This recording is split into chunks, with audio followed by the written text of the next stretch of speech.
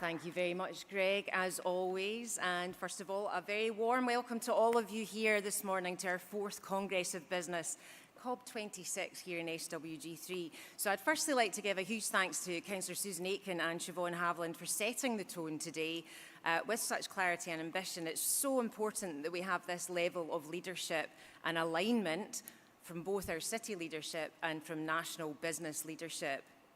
It's been absolutely brilliant to have Glasgow Climate Week for the last 3 years with all energy and COB as core elements, as that in itself has allowed us to create a focal point for creating a critical mass of activity for business.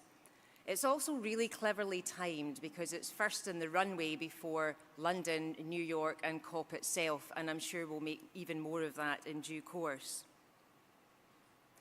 None of this important work happens in isolation. I also want to thank every business, social enterprise, partner, policymaker, educator and public sector organisation represented here today. The fact that participation is continuing to grow really matters. It reflects momentum, commitment and action. Before today, we asked you to complete our pre-COB survey, and I really think the findings tell an important story. Despite economic uncertainty, almost 95% of near 300 respondents told us that you feel either as confident or more confident about achieving your climate goals compared with last year. Nearly half of your businesses are increasing investment in sustainability initiatives, while over 40% are maintaining the current levels of investment. But at the same time, we should be really honest about the barriers, some of which Siobhan has covered. Funding pressures, operational challenges and uncertainty remain very real. But what is encouraging is that the direction of travel remains positive. And we'll be unpacking this data further today through Slido, so please do be as active as possible. Nearly 5 years ago, COP26 was hosted here in our fine city. But for us, COP26 was never going to be a moment in time. It was a catalyst.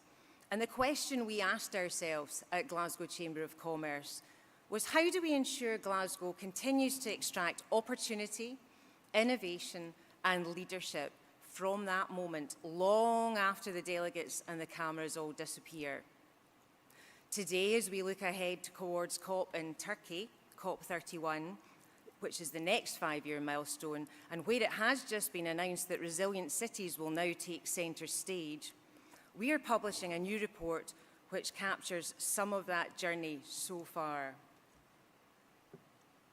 This will be available later in the day through lots of QR codes around the building. What the report shows very clearly is that Glasgow's business community did not stop when COP26 ended. Instead, businesses across this city region continue to innovate, collaborate and lead. Our approach since COP26 has been deliberately holistic. Yes, climate and circular economy are entirely central, but equally important are skills, workforce development, international trade, investment, innovation, and ensuring that opportunity reaches every single part of our talent base. And cities and regions are the ideal place to bring those connections together. Because these things are interconnected, we have adopted that principle in our approach to circular and climate change, and we hope that our report today clearly demonstrates that to you all. Let me share just a few examples. Congress of Business, COB, itself has become an important annual pacing tool for business-led climate leadership. A really simple idea sparked at an event in the University of Glasgow during COP itself. We created COB to build on the momentum of business engagement, the highest it had ever been before. We have worked in partnership with the British and Scottish Chambers of Commerce networks in the UK and globally, our principal partner, the University of Glasgow, and E.ON, our official partner.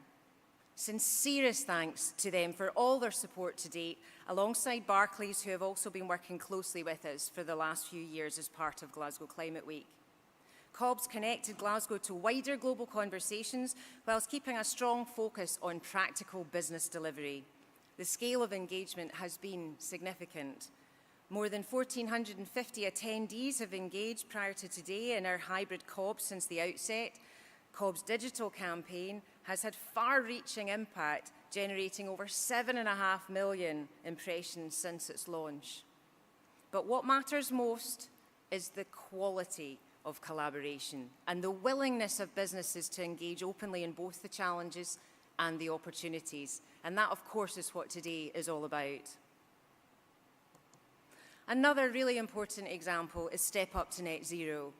The programme, funded by Glasgow City Council and the UK Government Shared Prosperity Fund, has supported over 100 businesses to take practical steps tailored for their own business towards climate and circular economy ambitions.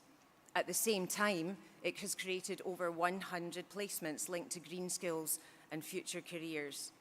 That combination is powerful and resulted in a return of investment of 2.5 to 1. Circular Glasgow itself also continues to grow in strength and reputation. What started as a pilot city-level initiative with Zero Waste Scotland and Glasgow City Council a decade ago has evolved into one of the UK's most established circular economy programmes, recognised internationally through partnerships and collaboration with organisations including the Ellen MacArthur Foundation. And one of the things that we are most proud of is that you, as businesses, continue to lead this agenda. Through our Circular Glasgow programmes and campaigns, such as the trailblazing Grounds for Recycling, organisations are learning directly from one another and accelerating action together. Our Circular Mixers series, supported by Harley Haddo and Material Source, has seen over 330 businesses engaged in the last few years, with a whole suite of speakers, including from Edrington, Royal Bank of Scotland, and Glasgow 2026. Last year, with support from Scottish Enterprise, we piloted a new circular economy leadership programme, and the participants from the likes of DF Concerts, Austin Smith Lord, and O'Hurley Associates have been absolutely steadfast in their ongoing commitment to support and drive change. I'm delighted now that with support from Zero Waste Scotland, a second cohort will launch later this year. Building green and climate trade links globally has also been a major focus. During COP26, Glasgow Chamber hosted the largest international trade mission ever delivered by the British Chambers of Commerce network, bringing together 85 businesses from 15 countries. And since then, we've continued building these global relationships for our business community. For example, through green hydrogen trade missions to Germany and to Milan in circular economy activity. And we also participated with the city and members, including the SEC and the University of Strathclyde, in COP28 in Dubai. And that is where the guiding principle and a mantra for me personally originated: action builds hope. Another area where Glasgow has shown real leadership is in supporting our young people and our future workforce, and often some of our hardest to reach communities. Through our Developing the Young Workforce initiatives, like My Climate Path and COB Futures, we've now delivered more than 4,800 interactions with our young people and engaged more than 150 businesses in that process, including Scottish Power, ACS and Balfour Beatty. We've had extensive support to realise that from Scottish Government, Glasgow City Council Education Services, Glasgow Caledonian University and City of Glasgow College, again, just to name but a few. Because ultimately, this is not simply about targets and strategies, it's about people. It's about ensuring the next generation can see that climate leadership and economic opportunity increasingly go hand in hand.